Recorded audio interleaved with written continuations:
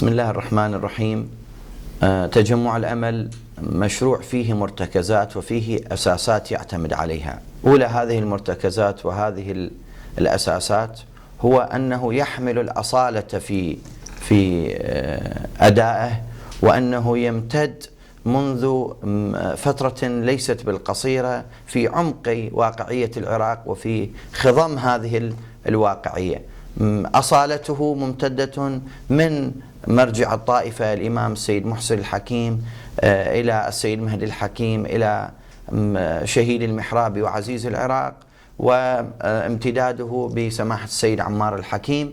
إن شاء الله هذا المشروع لا يمكن له أن يتجاوز هذه الأصالة وهذه المبدئية في تعاملاته، أصالته في مرجعيته، أصالته في وطنيته، أصالته في أنه للعراق والعراقيين ليس لطائفة أو مكون بعينه، وإنما هو جامع لكل العراقيين، لكن بتدينه ومرجعيته ووطنيته وتنوعه لا يحتكر هذه العناوين لنفسه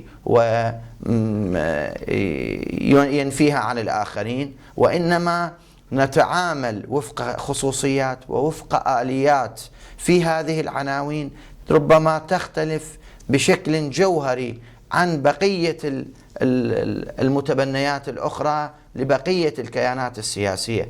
لدينا رؤية ولدينا مشروع حقيقي يرتكز ويبتني على هذه الأساسات التي من ضمنها الأصالة في المشروع، ولذلك لدينا جوهر مشروع نستطيع أن نقول أن لدينا هدفا محددا نمضي عليه ونسير به، وليس الأمر اجتهاديا أو ليس الأمر أن نطلق مشروعا ولا نعرف بداياته من نهاياته. هذا المشروع واضح المعالم، واضح المرتكزات، واضح الأساسات، واضح كيف نتعامل فيه بكل تفصيلاته الأخرى، ولذلك هو مشروع للجميع، لكن لديه لجميع العراقيين، لكن لديه مرتكزات أساسية ولديه أصالة في التعامل. هذه الأصالة لا يمكن أن تكون بعيدة عن واقعنا العراقي،